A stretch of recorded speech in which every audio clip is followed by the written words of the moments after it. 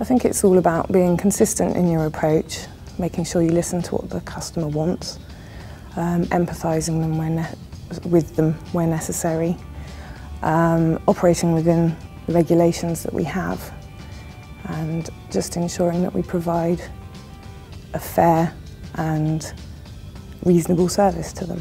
When you're working in this industry, you know the service that people expect, and you expect it yourself in life.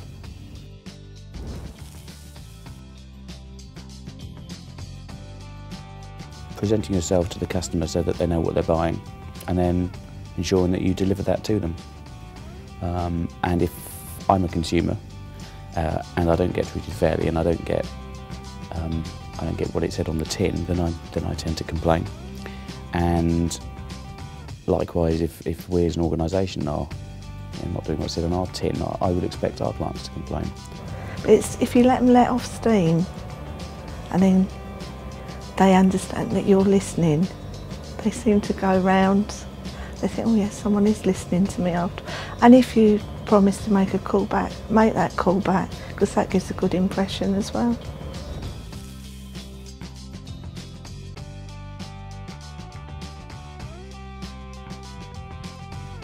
I think they expect a level of knowledge and a level of understanding, that we will look at their complaint fairly by understanding what they are actually complaining about, and that we will look at every single case in a similar way.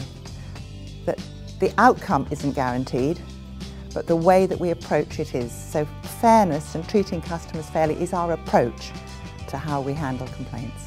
Customers expect us to turn around their work or their requirements in a reasonable time frame, usually within the first contact, and to make sure that we answer all of their questions first time.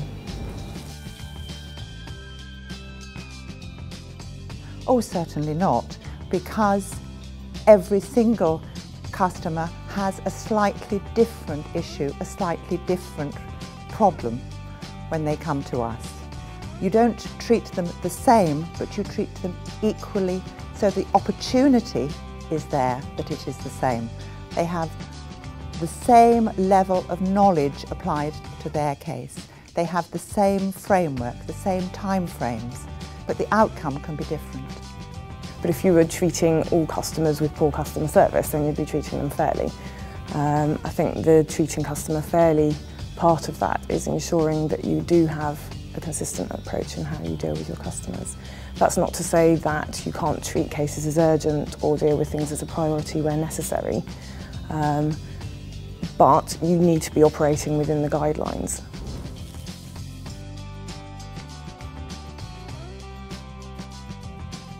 History and time always provides, great hindsight and the benefit of that.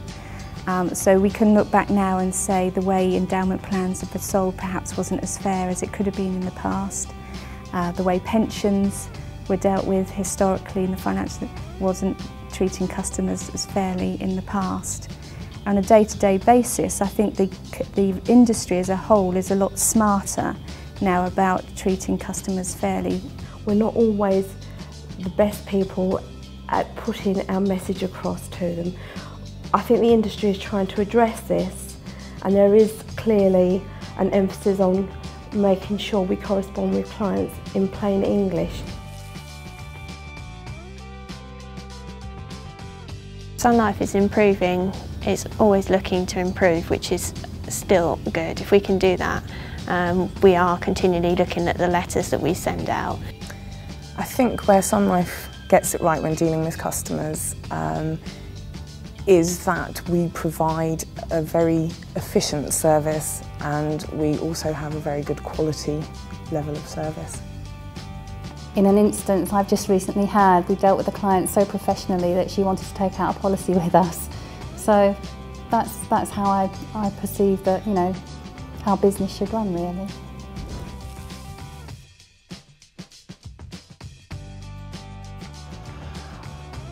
I suppose with customer service, it's more about being polite, sociable, helping the customer. But treating it fairly is making sure that the information you give your customer, whether it be politely or not, is consistent, is correct, that you're not giving them advice. So that's the main differences. Good customer service delivers what the customer expects. It leaves them feeling pleased and satisfied. Treating customers fairly may not always satisfy the customer in terms of their own individual outcome. Treat customers fairly in terms of policy contract by making sure we understand the policy contract ourselves, first and foremost, and then ensuring that we have the processes and procedures in place to fulfil those terms of the contract. I mean, recently I know our communication centre has been doing a customer survey, so things like that, carrying that on, so you're actually getting customers' feedback, and then, you know, if you're getting feedback that's not so good, then reacting and putting measures in place so that you change that.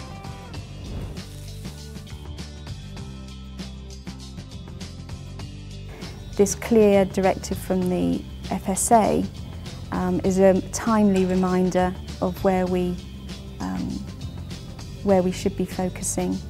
I think the FSA have kind of got the point across by directing the level of responsibility at the highest point in the organisation, and that this is a policy that has to be embedded and adopted and believed in from the very top downwards.